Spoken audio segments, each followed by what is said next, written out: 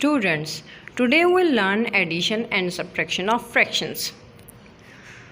We'll start with the diagrams and then we'll go to the exercises. First वाली diagram देखिए students, जिसमें हमारे पास दो सर्कल्स ऐड हो रहे हैं और उसके बाद एक फाइनल सर्कल गिवन है। फर्स्ट वाला सर्कल में 3 पार्ट शेडेड हैं आउट ऑफ 10, तो मैंने फ्रैक्शन लिख दी 3/10। सेकंड वाले सर्कल को देखिए तो 4 पार्ट शेडेड है आउट ऑफ 10, तो मैंने फ्रैक्शन में लिख दिया 4/10। जब दोनों फ्रैक्शंस को मैं ऐड करूंगी तो फाइनल सर्कल में आप शेडेड पार्ट काउंट करें तो हमारे पास आ रहे हैं 7/10, और 3 में 4 को ऐड करें तो वैसे भी हमारे पास 7 आंसर आता है। तो इस तरह मेरे पास फाइनल फ्रैक्शन जो एडिशन के बाद आई वो है 7/10। सेकंड वाली डायग्राम के पर चलते हैं जहाँ पे आपने सब्ट्रैक्शन करनी है। दो डायग्राम्स आपके पास गिवन है और एक फाइनल डायग्राम जो कि सब्ट्रैक्शन के बाद आपके पास आई। फर्स्ट वाली डायग्राम को आप देखें तो आपके पास 6 पार्ट शेडेड है आउट ऑफ 7, तो मैं इसको फ्रैक्शन में लिखूंगी 6/7, जिसमें से मुझे माइनस करने हैं 2 पार्ट्स। यानी आप देखें जो हमारे पर 2 पार्ट्स अलग हो रहे हैं वो हमने माइनस करने हैं, तो इस हिसाब से हमें माइनस करने हैं 2/7 पार्ट। तो मैंने इसको फ्रैक्शन में लिख दिया 2/7। जब मैंने 6 में से 2 को माइनस किया तो फाइनल वाली डायग्राम देखें, शेडेड पार्ट आ रहे हैं 4, तो इस हिसाब से मेरे पास जो फाइनल फ्रैक्शन माइनस करने के बाद आई वो होगी 4/7। बहुत इजी है ये वाले एडिशन और सब्ट्रैक्शन। आइए अब एक्सरसाइजेस की तरफ चलते हैं। Now will start exercise 3C on page number 70। Question number 4 start करते हैं। Add the following fractions. इसमें हमारे पास फर्स्ट वाला पार्ट देखें, पार्ट ए, 2 फ्रैक्शंस गिवन है। फर्स्ट वाली फ्रैक्शन है 3/4, इसमें हमने ऐड करना है 6/7 को। इन दोनों फ्रैक्शंस को ऑब्जर्व करें तो इनके डिनोमिनेटर सेम नहीं है, कॉमन नहीं है। इस केस में हम फ्रैक्शंस को आपस में ऐड नहीं कर सकते। सबसे पहले हमें इन दोनों फ्रैक्शंस के डिनोमिनेटर्स को कॉमन करना है।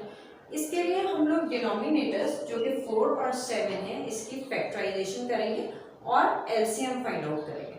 आइए रफ कॉलम में 4 और 7 की फैक्टराइजेशन करते हैं। ये देखिए मैंने 4 और 7 की फैक्टराइजेशन कर रही हूँ यहाँ पर। मगर स्टूडेंट्स रिमेंबर वन थिंग, जब आपने एलसीएम और एचसीएफ का चैप्टर किया था तो उसमें आपके पास पेयर्स गिवन होते थे और आप पेयर्स को सेपरेटली फैक्टराइज करते थे। मगर यहाँ फ्रैक्शन के चैप्टर में आप पेयर्स को एक ही दफा में फैक्टराइज करेंगे, मगर उनको सेपरेट आप इस कॉमा की मदद से करेंगे। देखिए मैंने कॉमा प्लेस किया हुआ है, इस कॉमा से मैंने इन दोनों नंबर्स को सेपरेट कर लिया और मैं इनको एक ही दफा में फैक्टराइज कर रही हूँ।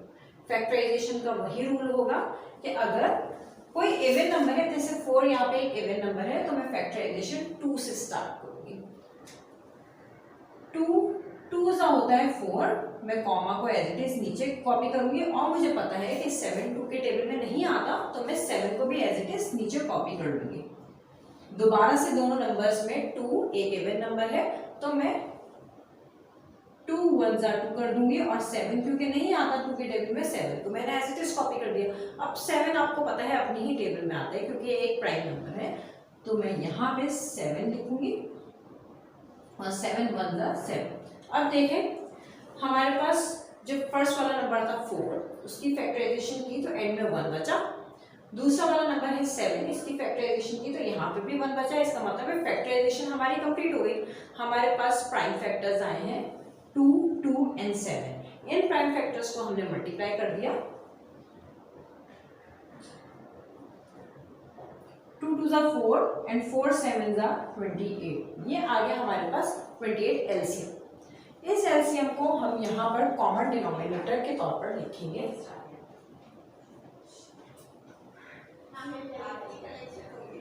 एक लंबी लाइन ड्रॉ करके मैं बीच में लिख दूंगी 28 और अब मैं इक्विवेलेंट फ्रैक्शन के थ्रू न्यूमरेटर्स को भी चेंज कर दूंगी। क्यों?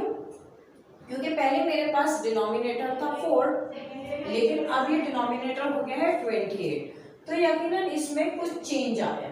कितने टाइम चेंज आया है वो हम 4 का टेबल रीड करके मालूम करेंगे। मुझे पता है 4 1 जा 4, 4 2 जा 8, 4 3 जा 12, 4 4 जा 16, 4 5 जा 20, 4 6 जा 24, 4 7 जा 28, यानी 4 7 टाइम इंक्रीज हुआ और 28 बन गया। तो यानी हम लोग इस फ्रैक्शन का न्यूमरेटर भी 7 टाइम इंक्रीज कर देंगे। 3 को 7 से मल्टीप्लाई करें तो आंसर आएगा 21। ये देखिए स्टूडेंट्स, जब हमारा डिनोमिनेटर चेंज हुआ 28 बन गया तो हमने फाइंड आउट किया 4 कितने टाइम्स इंक्रीज हुआ।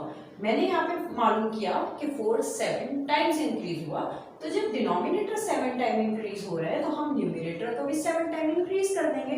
तो 3 7 टाइम इज 21। इस रूल को हम लोग कहते हैं इक्विवेलेंट फ्रैक्शन। सेकंड वाली फ्रैक्शन को भी हम इक्विवेलेंट फ्रैक्शन बनाते हैं। प्लस का साइन मैंने एज इट इज कॉपी कर दिया और अब मैं फाइंड आउट करूंगी कि जो डिनोमिनेटर मेरा 7 था अब वो 28 हो गया, तो ये 7 कितने टाइम्स इंक्रीज हुआ।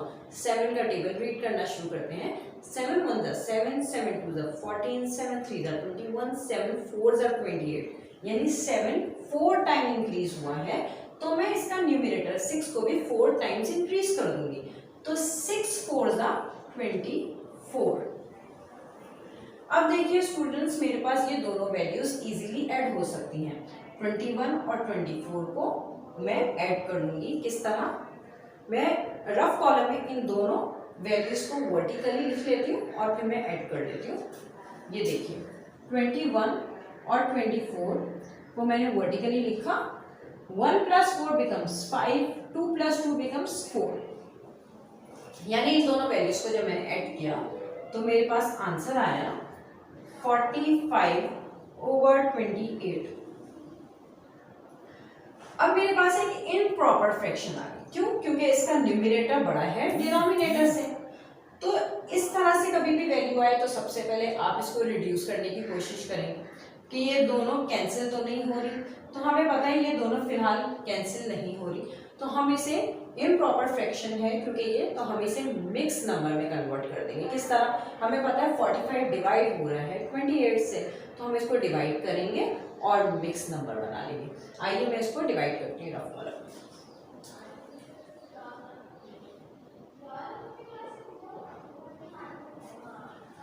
में 28 को अगर मैं 2 टाइम मल्टीप्लाई करती हूँ, 2 8 जा 16, 2 2 जा 4 + 1 5, तो मेरे पास आंसर आ रहा है 56, जो कि 45 से बड़ा हो रहा है। तो मुझे तो ऐसा यहाँ पे आंसर लाना है जो कि 45 के बराबर हो या उससे कम। 2 टाइम 28 बढ़ रहा है, तो यानी मैं 28 को 1 टाइम ही मल्टीप्लाई करूंगी। 28 को मैंने 1 से मल्टीप्लाई किया तो आंसर आया 28।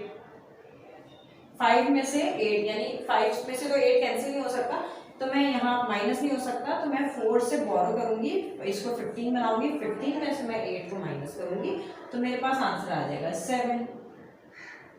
और यहाँ पे रह गया 3 में से 2 को माइनस किया, मेरे पास आ गया 1।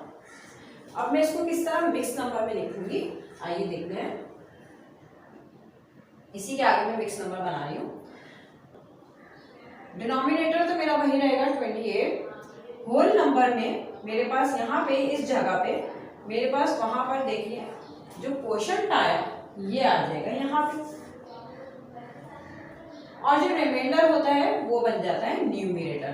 देखिए वहां पे मेरे पास रिमाइंडर बचा है 70, जो कि यहाँ पे आ जाएगा एज अ न्यूमरेटर। इस तरह यहाँ पे मेरे पास आंसर आ गया 1 होल 17/28। पार्ट बी में हमारे पास गिवन है 2 होल 3/8 प्लस 3 होल 1/4।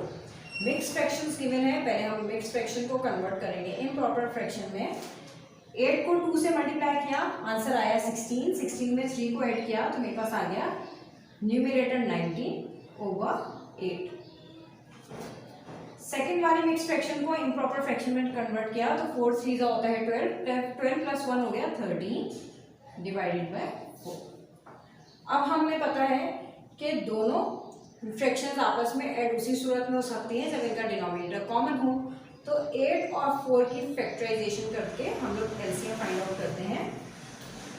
8 और 4 की फैक्टराइजेशन शुरू करते हैं। 2 4 जा होता है 8 और 2 2 जा होता है 4। 2 2 जा 4, 2 1 जा 2 एंड 2 1 जा 2। ये हमारे पास जो प्राइम फैक्टर्स आए इन्हें हमने आपस में मल्टीप्लाई कर दिया। 2 2 जा 4 और 4 2 जा 8। 8 हमारे पास यहाँ पे कॉमन डिनोमिनेटर आ गया। अब हम देखें पहले वाले फ्रैक्शन का तो डिनोमिनेटर 8 ही था, तो अभी भी 8 ही है, तो यानी कोई भी इंक्रीज नहीं हुआ, तो न्यूमरेटर में इंक्रीज नहीं होगा, 19 ही आ जाएगा। सेकेंड वाली फ्रैक्शन में अब डिनोमिनेटर देखें 4 था जो कि अब हो गया 8, तो यकीनन इंक्रीज हुआ है कुछ टाइम। तो कितने टाइम इंक्रीज हुआ? 4 मतलब 4 4 2 जा होता है 8, यानी 4 2 टाइम इंक्रीज हुआ है, तो इसका न्यूमरेटर भी 2 टाइम इंक्रीज हो जाएगा। यानी 13 को हम 2 से मल्टीप्लाई कर देंगे, रफ कॉलम में कर देते हैं। 13 को 2 से मल्टीप्लाई किया तो 2 3 जा 6, 2 1 जा 2, 26 आ गया यहाँ पर। अब हम 19 में 26 को इजीली ऐड कर सकते हैं। रफ कॉलम में हम 19 में 26 को ऐड कर देते हैं। 9 में 6 को ऐड करूंगी तो मेरे पास आंसर आएगा 15, और 2 में 1 को ऐड किया 3, 3 में 1 कैरी डाल दिया तो 4, यानी मेरे पास यहाँ पे 45 ओवर आ रहा है 8 आंसर। ये दोनों आपस में कैंसिल तो नहीं हो सकते, मगर ये इम्प्रॉपर फ्रैक्शन है तो इसे हमें मिक्स नंबर में कन्वर्ट करना है। डायरेक्टली करते हैं इसको। 8 का टेबल इतना पढ़ना है कि या तो 45 आ जाए या उससे कम वैल्यू। तो हमें पता है 8 5 का होता है 40, और यहाँ पे तो है 45, 5 का जो डिफरेंस बचा है वो हम न्यूमरेटर में प्लेस कर देंगे। इस तरह से मेरे पास आंसर आ गया 5 होल 5 ओवर 8। आई होप आपको ये वाले क्वेश्चंस बहुत इजी लगे होंगे और बहुत इजीली समझ में आ गए होंगे।